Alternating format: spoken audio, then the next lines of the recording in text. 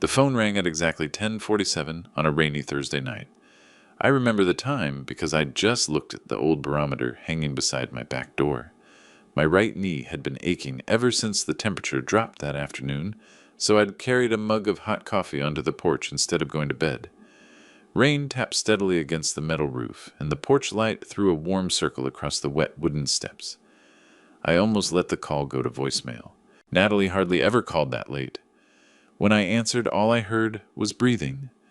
Then a whisper, "Dad." Something in her voice made every hair on my neck stand up. I left him.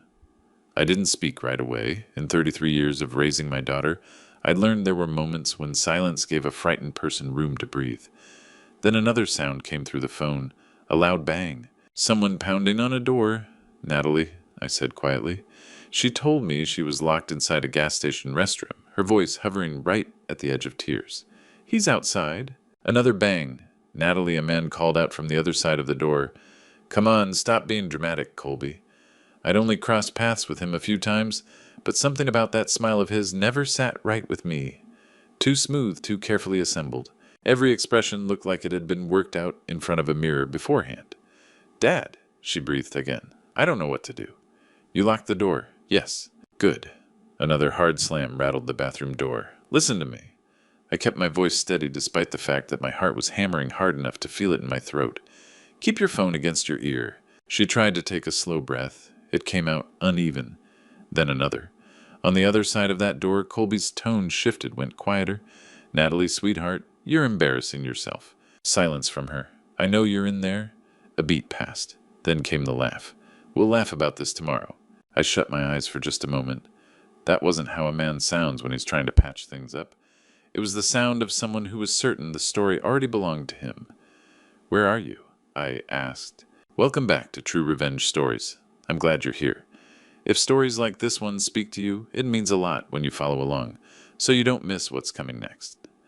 Before we go any further, I'd love to know, right from the opening of this story, who do you find yourself pulling for and why? Drop it in the comments. I read everyone.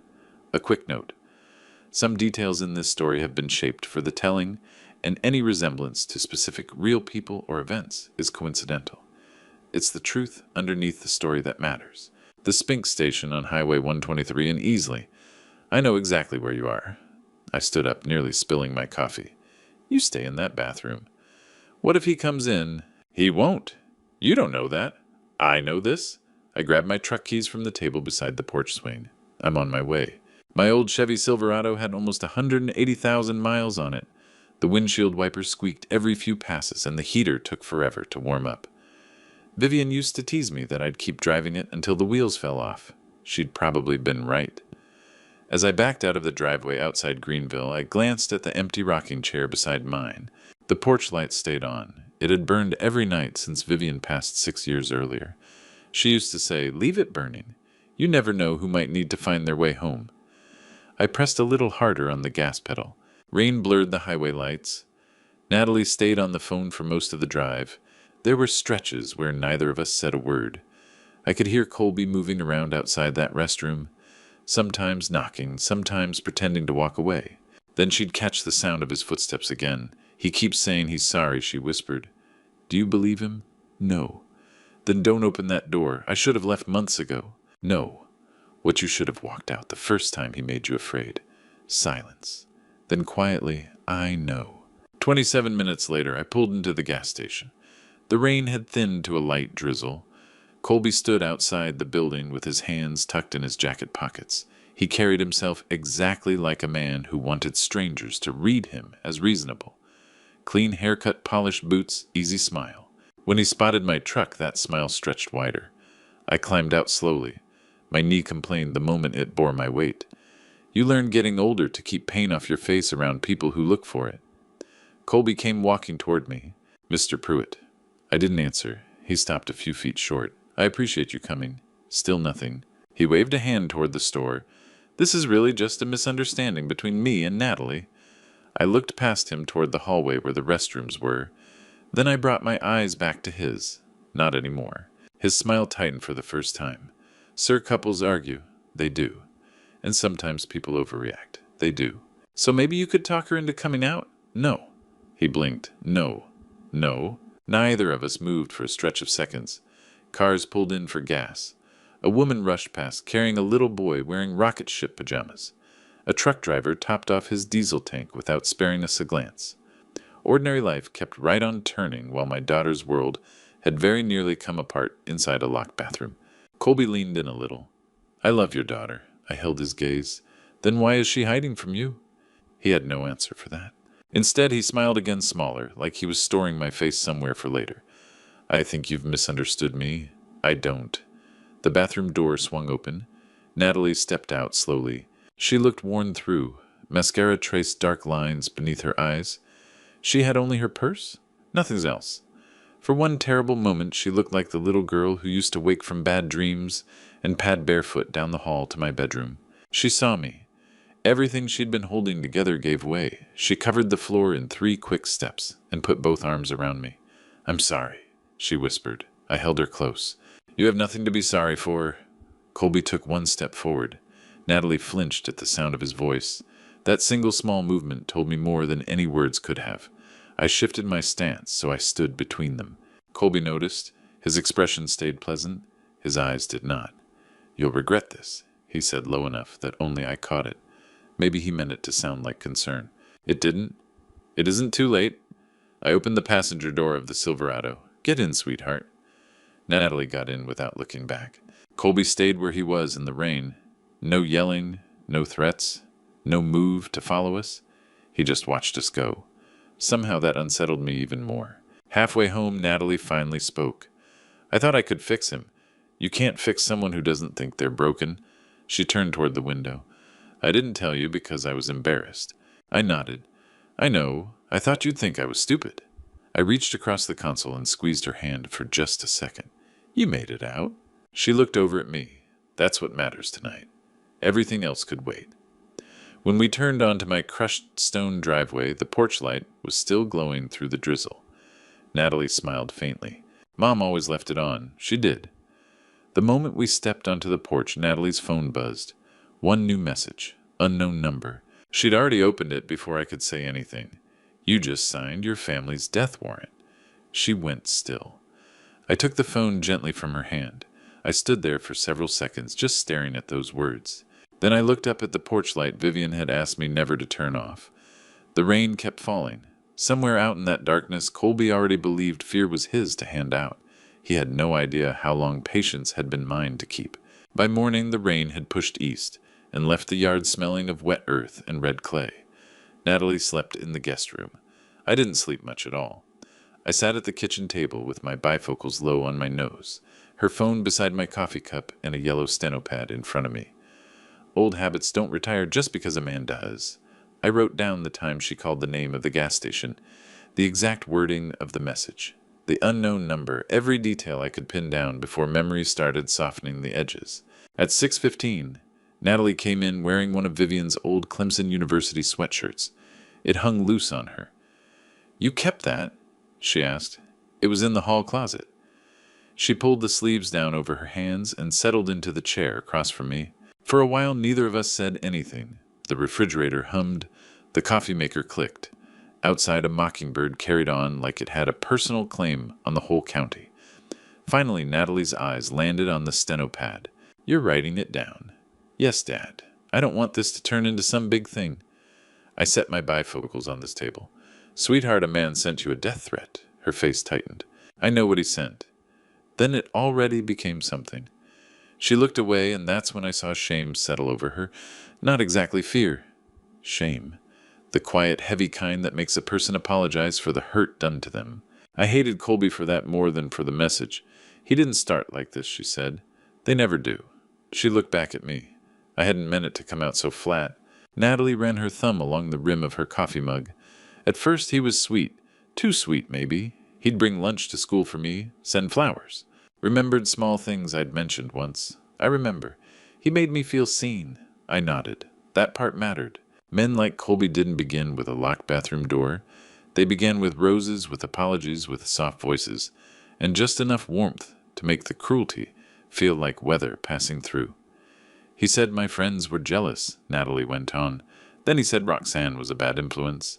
Then he said my coworkers didn't respect me. Then he wanted my passwords because couples shouldn't have secrets. She let out a small, bitter laugh. I teach kids how to spot unhealthy relationships, Dad. I know. And I still missed it. No, I said. You didn't miss it. He moved the line 1 inch at a time. That made her cry, not loudly. Just 2 tears she wiped away quickly as if she were embarrassed to have let them fall. He checked my bank account, she said. Not every day, just often enough that I knew he could.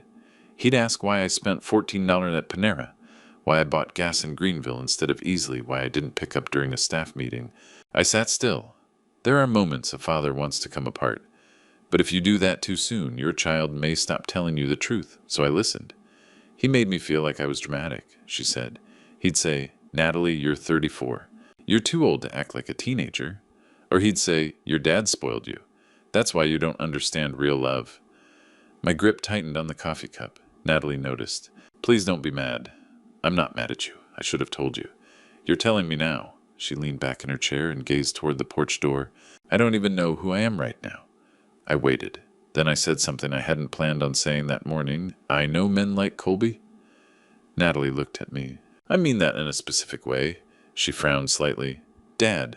I took a breath. I was a U.S. Marshal for 31 years. The kitchen went very quiet. She blinked. I thought you worked courthouse security. I did sometimes. And prisoner transport. That too. She looked at me the way you'd look at someone who'd just admitted to hiding a whole other life out in Colombia. You never told me. Your mother knew. Mom knew. Of course she knew. Natalie dropped back in her chair. All this time. I didn't want that kind of work following me home to the dinner table. She looked wounded, almost betrayed. I understood it. Even a grown child doesn't take kindly to finding whole parts of a parent she never had access to. I wasn't some character from a movie, I said. No shootouts every other Tuesday. Mostly warrants and interviews and paperwork, waiting, watching, knowing when to stay put and let things develop. More often than not, that was the work. Natalie swallowed. Did you go up against men like him? Yes. The word came out with more weight than I'd planned. Men like him aren't after love, I said. What they want is control, and when that control starts to slip, they dress it up as being wronged. She held her mug with both hands. What do we do now? We don't give him anything to play against. Her phone buzzed on the table. We both looked. Unknown number. A photograph loaded. Natalie's school parking lot shot from the far side of the street. Her face drained. The caption, pretty easy place to find. She shoved back from the table so quickly the chair shrieked across the floor. I can't go to work. Yes, you can. Dad, no. He knows where I... She caught herself. You'll go back when it's safe. Right now we focus on making it safe. Before 9 I had Deputy Garrett Dunmore on the phone. When I first crossed paths with Garrett 20 years back, he'd been a rail-thin kid with a jumpy smile. Now he was a deputy with a wife, 2 teenage boys, and the kind of patience that gets worn smooth by years of watching people make the same mistakes. He stood in my driveway, eyes on Natalie's phone, scrolling through everything. I'm taking this seriously, he said. I figured you would. He looked up at me. But I won't cut corners on your account, Doug. I'd be let down if you did. Natalie stood a few feet away, her arms locked across her chest. Garrett's voice went quieter when he addressed her. Miss Pruitt, keep everything. No replies. Nothing deleted. If he turns up at this house, you dial 911. If he turns up at your school, someone there dials 911. Are we clear? She nodded. Good. He tilted his head toward the porch. Got cameras out here. Not nearly enough. Well, he said that was something worth correcting today. By noon, Wendell had pulled in with his battered Ford toolbox in the bed, 2 folding chairs and a bag of barbecue sandwiches from a spot in Pelzer that he insisted beat anything you'd find in Greenville. My older brother walked like a man assembled from whatever parts were on clearance. 1 bad hip, 1 bad shoulder knees that announced themselves on every step but hand him a socket wrench and a reason to complain, and he could fix just about anything. He looked over the cameras I'd picked up that morning. Heard we've got ourselves a stakeout, he said. Brought lunch. Natalie smiled for the first time since the previous night. Small thing. I held on to it. A few minutes later, Paulette Ingram appeared from next door. Paulette was 59, retired from years of dispatching 911 calls. The sort of woman who could hear somebody starting to fall apart before they'd said 2 words. She came through the gate with a notebook, a thermos, and the focused look of someone who'd already sorted the problem into categories. Sidegate needs a camera, she told Wendell. That oak tree gives a blind spot after dark. Wendell shot me a look. She always run the show like this? Every single time, I said. Paulette turned back to him. That's why I'm still standing here to do it. For a couple of hours after that, the yard turned into a low-key operation. Wendell put the cameras up. Paulette checked the sight lines from her phone. I moved along the property edge, figuring out where headlights would wash across the crushed stone driveway and where someone could plant himself in the shadows and feel hidden. Natalie fell into step with me at one point, feet stuffed into old sneakers without socks. You really expect him to come out here? I think he wants you lying awake, wondering if he will.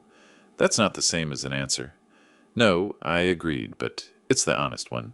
She accepted that, even if it didn't sit well. It didn't sit well with me either.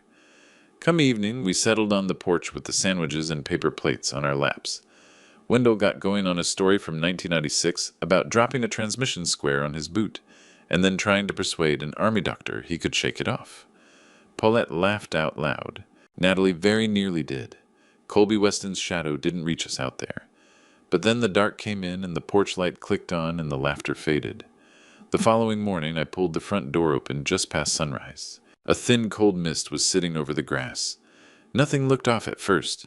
Then the light caught something on the top step. Small and silver. My gut knew before the rest of me caught up. I went down on one knee, slowly, my bad knee, reminding me of every step. A necklace, thin silver chain, small round pendant. I recognized it the moment I touched it. I had put it in Natalie's hands on the afternoon she finished college. She'd tucked it under her graduation gown, and she'd smiled so wide that Vivian had barely kept her eyes dry through a single photo. I lifted it with 2 fingers. The clasp was snapped. From behind me, Natalie said, "Dad!" I turned around. She saw what was in my hand. Every bit of color left her.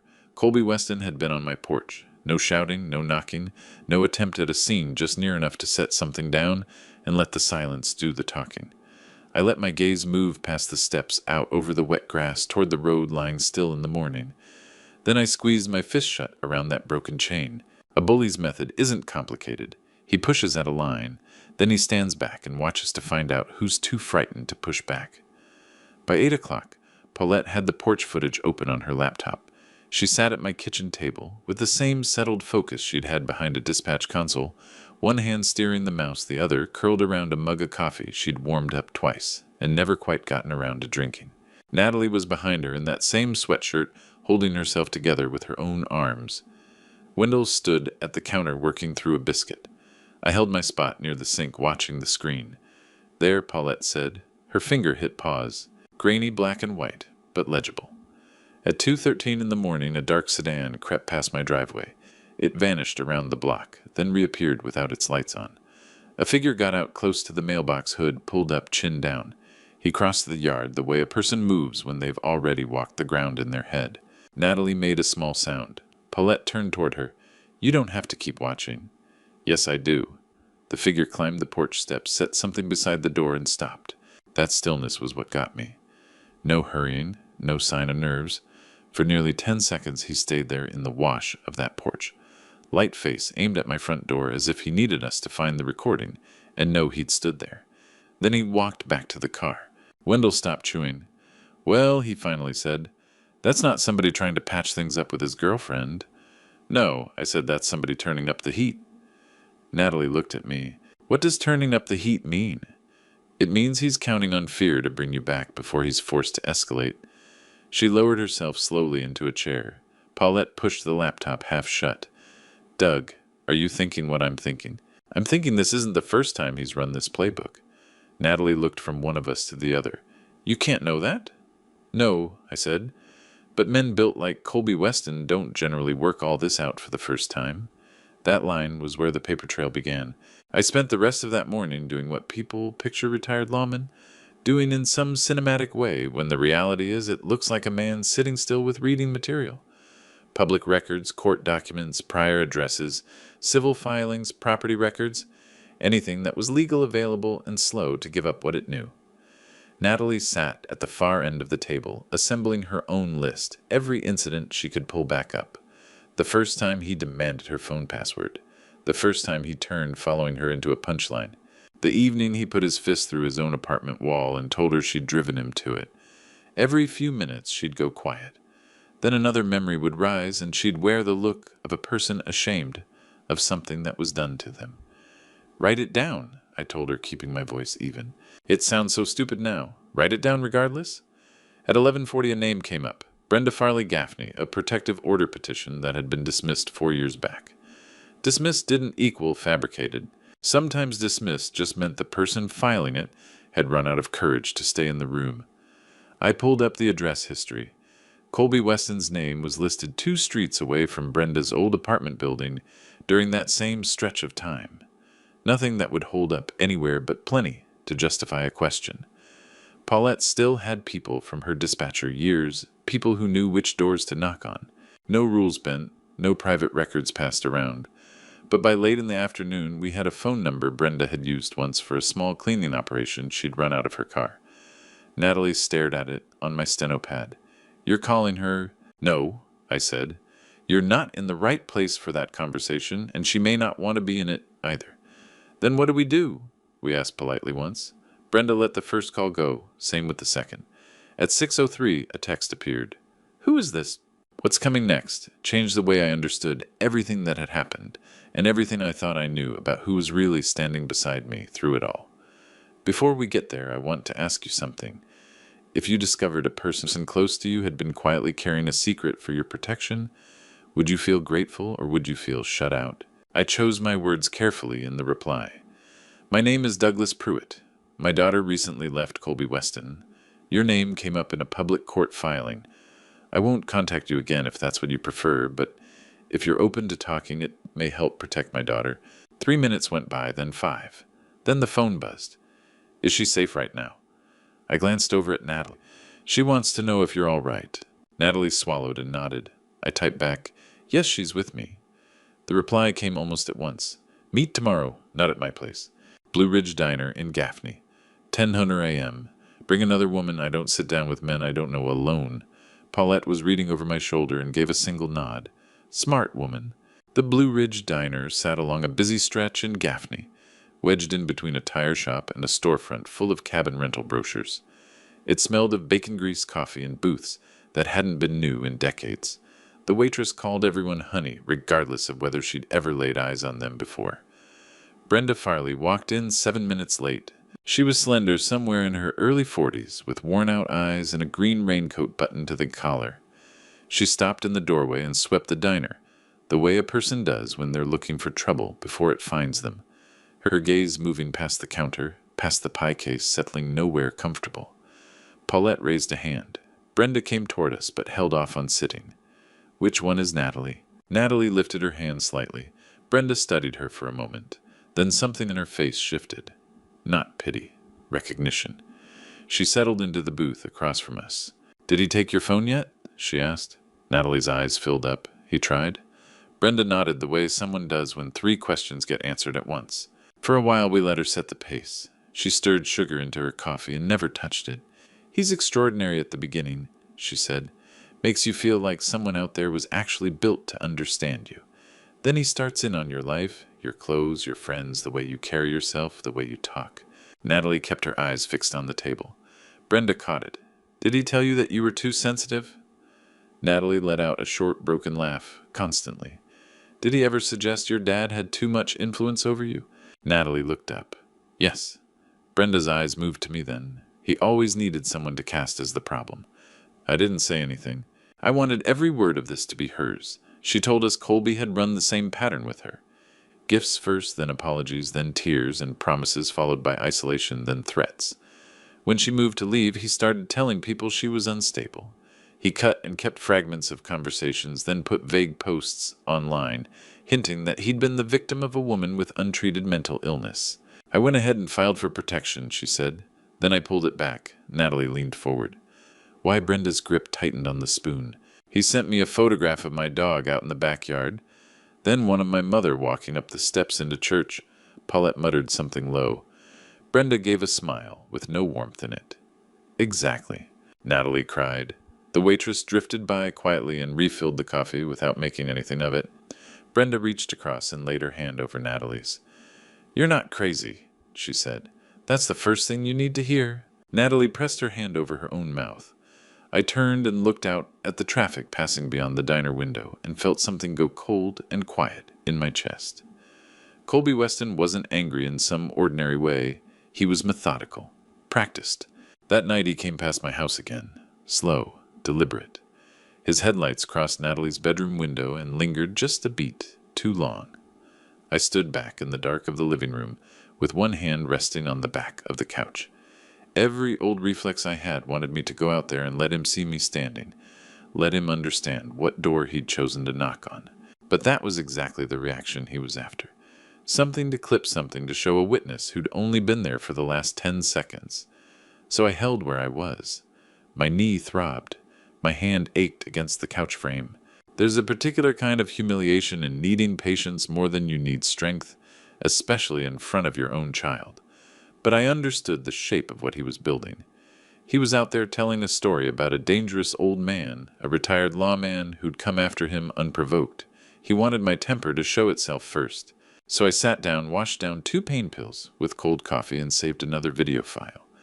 At 11:18, Natalie's phone lit up. A video clip. It showed her earlier that same day outside the school office, crying beside her car. The message under it read, "She still needs me. Tomorrow I'm coming to bring her home." Natalie looked at me, exhausted, scared through. I looked toward the porch. The light was on. "Then let him come," I said. "Let him meet everybody." The following evening, every light on that porch was burning before the sun had finished going down. Not as any kind of statement. Simply so every camera had what it needed to see clearly. Wendell hauled 2 folding chairs out of the garage.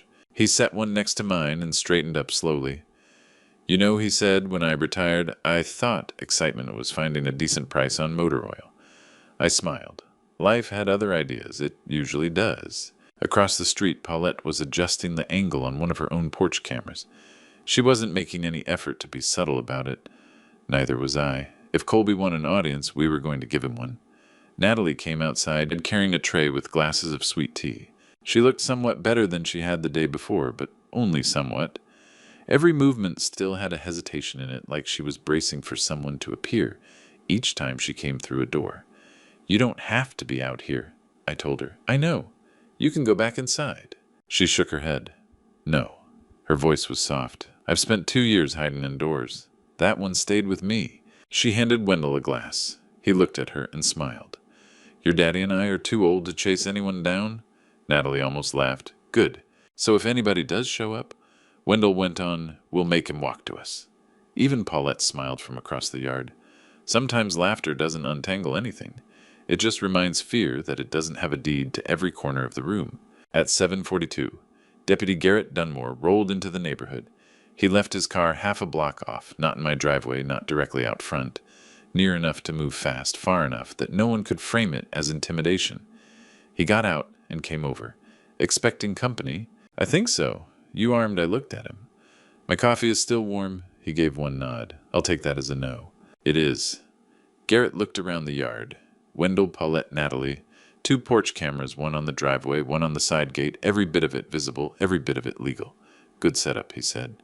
"Wasn't built in an afternoon." He glanced toward Natalie. "If he sets foot on the property after being asked to leave, say it out loud and clearly." "Understood. And don't touch him." "I won't." Garrett gave me a long, level look. "I know you won't." Then he walked back toward his cruiser. The neighborhood eased into evening around us. Sprinklers ticked on somewhere. Dogs barked a block or 2 away. A neighbor got a grill, going burgers from the smell of it. It had the feel of an ordinary evening, which was precisely what I was after. At 8:16, headlights came around the end of the street. A dark sedan. Natalie went rigid. I saw it before she said anything. "You can go inside if you want." She watched the car coming slowly up the block, then looked at me. "I'm staying." The sedan crept toward the driveway. Stopped. Engine running. Nobody stepped out for close to 30 seconds. Then Colby Weston came out onto the pavement. Clean jeans, a button-down shirt, and that same unhurried smile I'd seen outside the gas station. His phone was already raised, held up and steady. "Recording." "Evening," he called out. Nobody answered. He walked toward the porch at an easy pace, still smiling, still filming. Natalie, no reply. I just came to talk. Wendell leaned my way. "Funny. What every man who opens with "I just want to talk" usually means everyone else does the listening. I almost smiled at that. Colby reached the bottom step. He angled his phone to pull all of us into the frame. "Look at this," he said loudly toward the camera. "Her father actually put together an ambush. Nobody moved." He laughed quiet and easy. "I've never seen so many retirees in 1 yard." Wendell raised one hand. "Son?" Colby looked over. "I've been through knee replacement surgery that frightened me more than you do." Even Garrett, standing beside his cruiser down the block, dropped his head for a second. Colby let it go. His focus came back to me. "Mr. Pruitt," I kept my hands folded. "Colby, you've been telling lies about me." "No, you've been reaching out to people." "Yes." "Trying to ruin my name." I held his gaze. "No."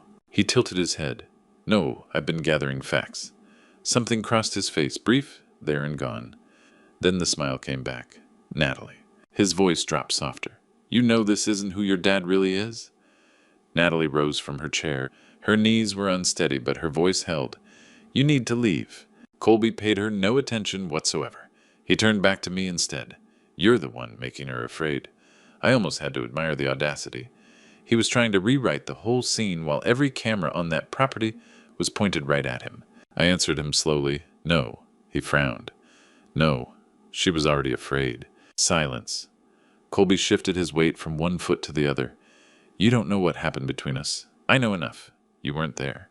"No, but she was." Natalie's eyes filled not from fear, but from finally hearing someone say they believed her, without demanding the kind of proof she never should have had to provide.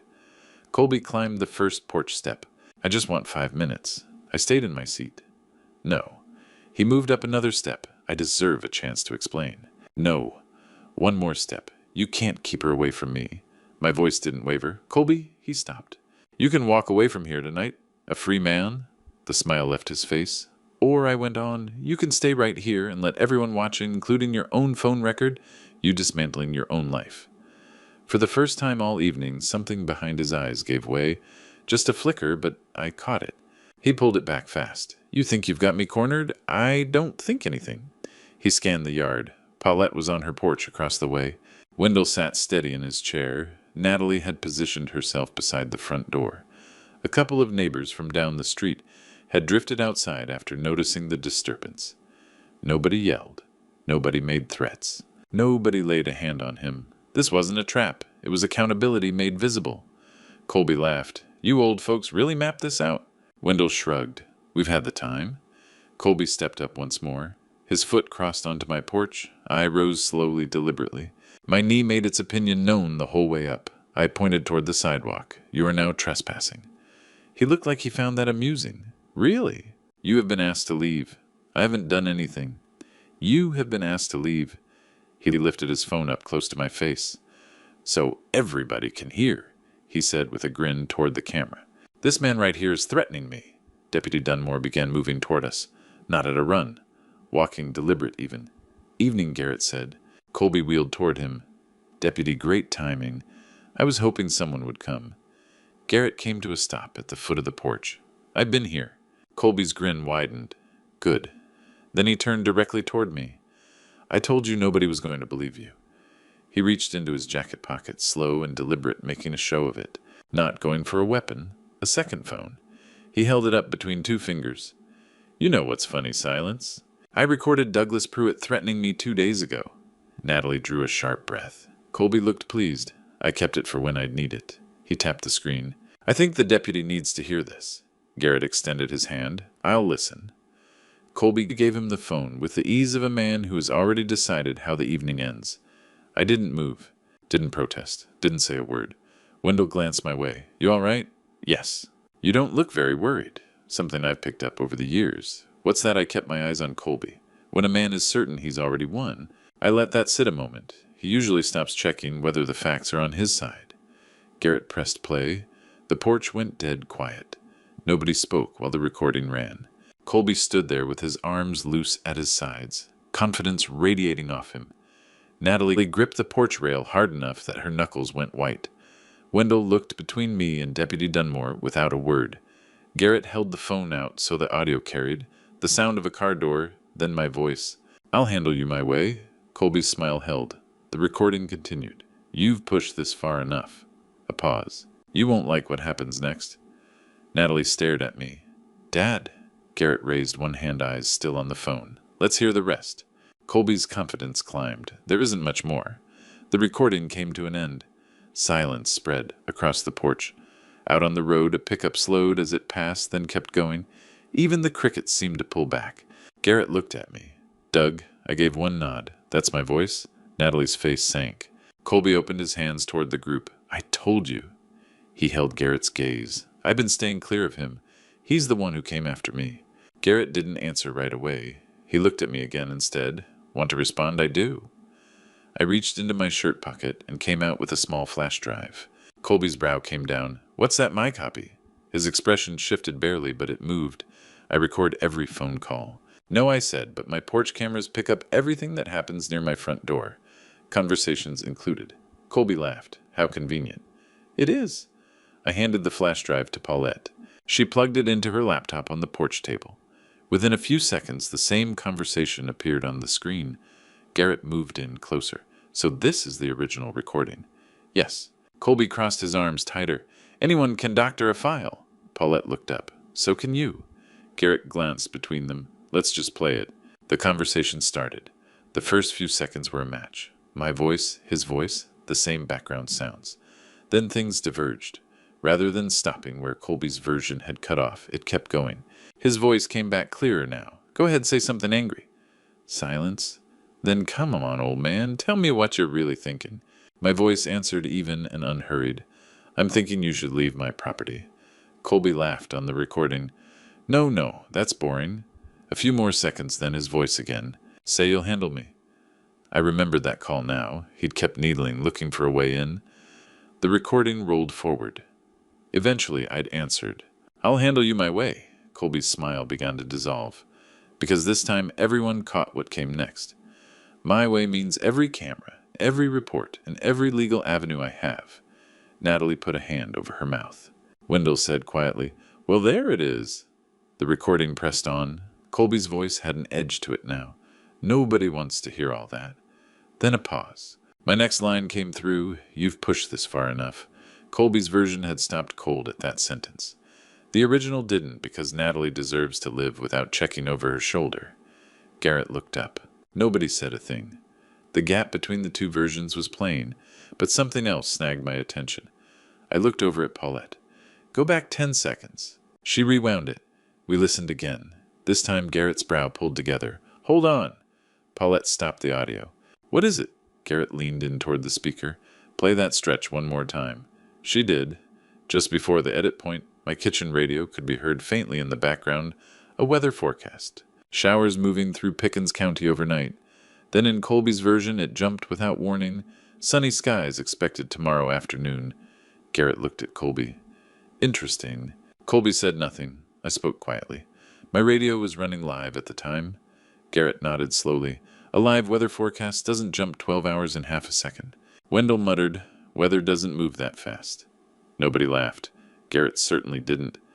Colby shifted his weight. Could have been a different station, could have been, Garrett agreed. But let's hear the rest. Paulette let it run. Near the end came something none of us had been expecting. The call sounded like it was wrapping up. Footsteps, a car door, then Colby's voice, distant, quieter, almost too low to catch. That should be enough. The porch went absolutely still. Colby stared at the laptop screen. He started to say something. Stopped. There wasn't a lot left to work with. Garrett looked at him. You forgot to cut that part out. Colby swallowed. I don't know what that's supposed to mean.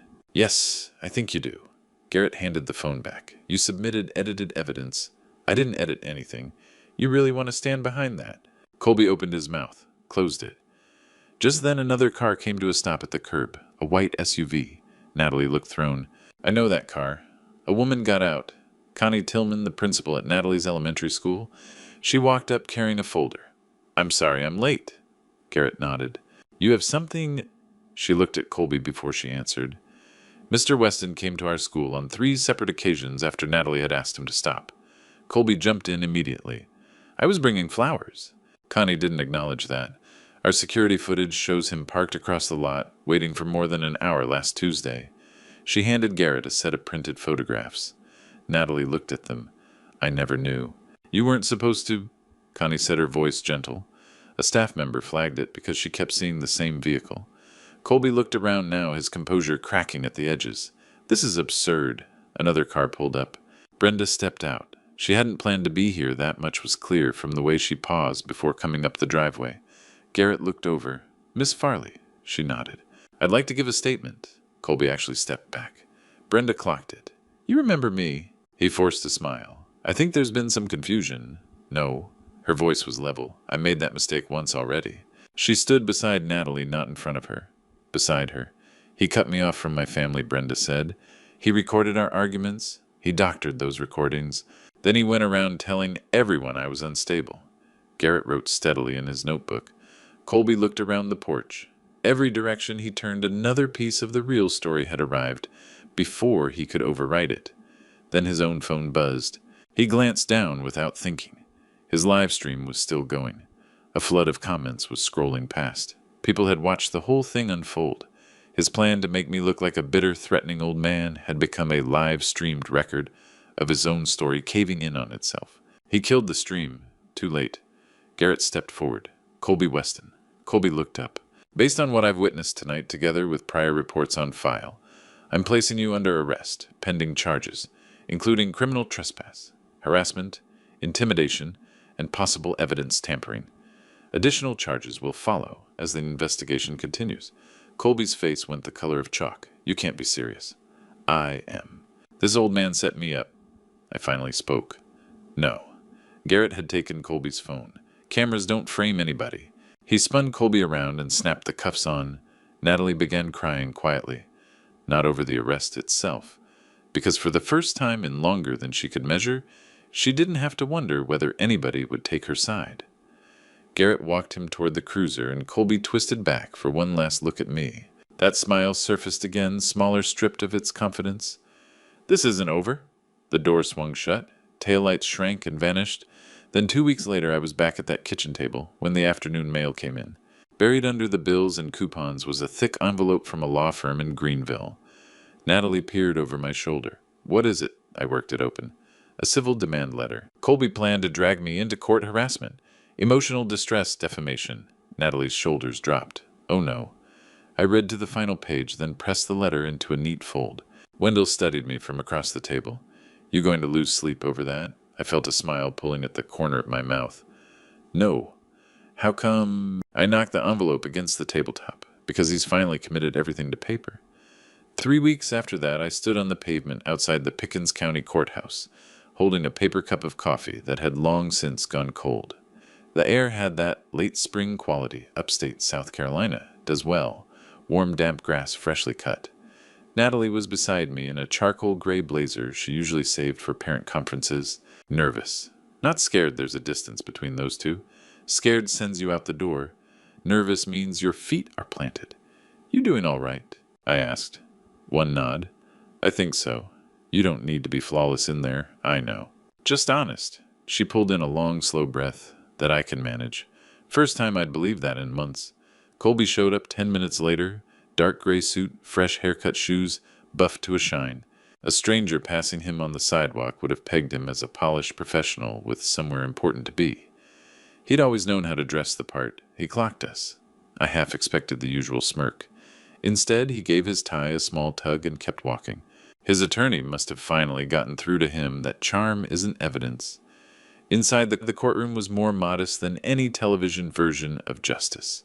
No theatrics, just wooden benches, low voices, and towers of documents. Deputy Garrett Dunmore spotted us and dipped his chin. So far, so good, he murmured. Get any sleep? I asked. Some. He gave a tired grin. The paperwork after an arrest is the real punishment. Don't I know it? He laughed. Some things stay the same. Natalie slipped her hand around my arm. Do you actually miss the job? I turned it over. No? Then what do you miss the ones who needed somebody in their corner? Her expression softened. Looks like you're still at it. The deputy's voice cut across the room, calling everyone to their feet. The hearing ran nearly 3 hours, not from any fireworks, but because assembling truth piece by piece is slow work. Colby's attorney argued I'd run a coordinated campaign against his client. He said I'd tracked down former acquaintances, damaged Colby's reputation, deliberately set out to frighten him. Our attorney rose, no raised voice. She placed 3 thick binders on the table and opened them in the sequence. First printed text messages, second photographs, call logs, timestamps, security camera stills, third transcripts, signed witness statements, certified public records. One fact is easy to brush off.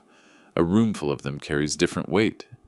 Paulette took the stand first. She walked the court through how the neighborhood system captured footage, stored it, automatically stamped every clip with a digital timestamp that couldn't be altered. Colby's attorney pressed her. Did she have something against his client? Paulette barely reacted. I didn't know him well enough to form an opinion, she said. A few smiles in the gallery. I can only speak to what the cameras recorded. Nothing more, nothing less. Garrett followed. He explained treating Colby and me identically from the first day of the investigation. No one got a lighter touch. Now you've known Mr. Pruitt for years? True. And that shaped how you work this case. It made me hold myself to a higher standard. That answer landed with the judge and with me. Then Brenda made her way to the stand. Steadier than that first afternoon at the Blue Ridge Diner, still guarded but not folded inward. She laid out the pattern, the early gifts, the slow isolation, the recordings trimmed, and shaped the effort to make everyone around him doubt their own judgment. Colby kept his gaze fixed somewhere past her the whole time. Not once did he look at her. When Natalie's name was called, she glanced over at me. I gave her one nod, nothing more. She didn't need me to carry anything for her now. She crossed to the witness chair on her own. Her hands shook through the oath. Once she started speaking, they went still.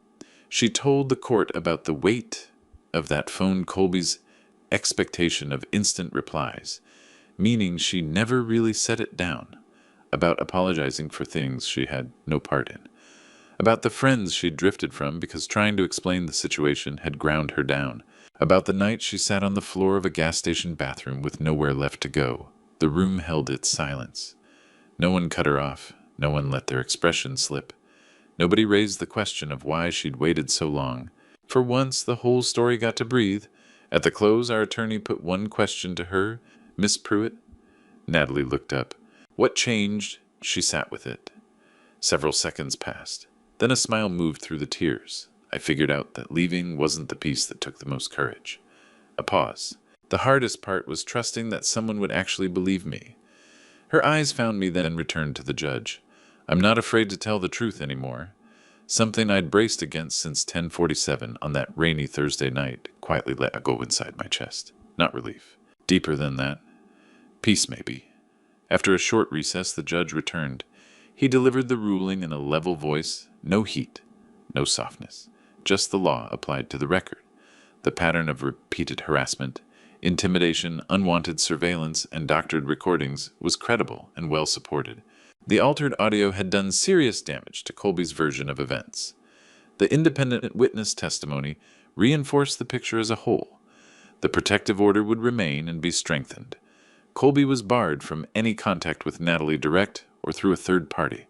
Separate criminal proceedings would continue on their own track. Colby lowered his head. First time since I'd known him, he looked like a man who'd exhausted every angle. Outside, no press corps waited on the steps.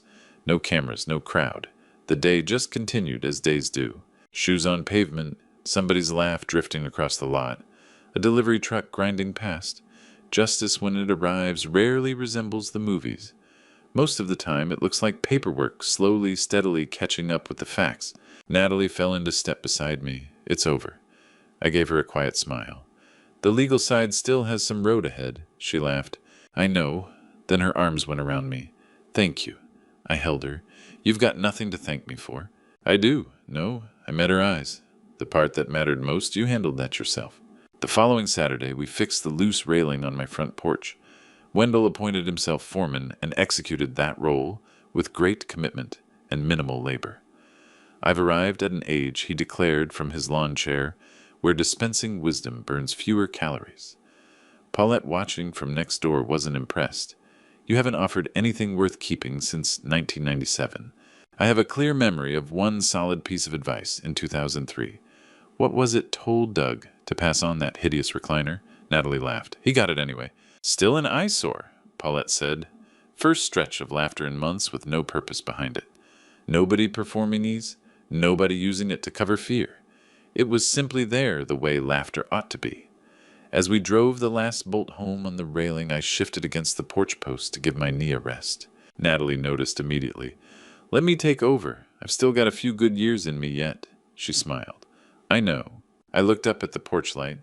"I can't always step between you and whatever comes next, sweetheart." She shook her head. "I'm not asking you to. No, you already showed me what I needed to know." That landed somewhere I hadn't prepared for. I put my hand on her shoulder. "Just give me one promise. Name it." When things get dark, she glanced up at the light. "Keep it burning." I smiled. "That's the one." Later, after the yard had emptied and gone quiet, I brought 2 glasses of sweet tea out to the porch. One for me. The other I set down beside Vivian's empty rocking chair. Crickets in the trees at the yard's edge. The neighborhood settling into another ordinary South Carolina night.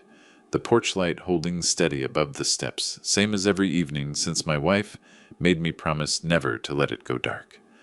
For a long time I thought keeping the people I loved safe meant putting myself between them and whatever threatened to hurt them. If you've stayed with me this long, thank you. Truly, this one wasn't easy to tell. Looking back, what strikes me most isn't the courtroom or the recordings or even the moment the truth finally came out in the open. It's what the whole ordeal cost Natalie in the years before any of it reached a judge. Her confidence, her friendships, her sense of what was real. I believe God puts people in each other's lives for reasons that aren't always clear at the time, and I have to believe that porch, light burning every night the way Vivian asked me to keep it, was part of something larger than I understood. If this story leaves you with anything, let it be this. Document everything. A timestamp, a photograph, a message saved, quiet proof outlasts a loud lie every time. If someone works to separate you from the people who love you, pay attention. Isolation is never accidental. When someone you care about says something feels wrong, believe them before the evidence arrives, not after. And if you ever find yourself sitting across from a civil demand letter meant to frighten you into silence, remember the moment a bully puts his threats in writing. He's handed you a gift. If this story reached you, share it with someone who might need to hear it.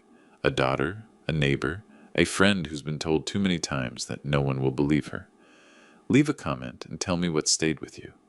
And if you haven't yet, I'd be grateful if you subscribed to True Revenge Stories. There are more of these to tell, and I'd like you to be here for them. Thank you for listening. Take care of each other.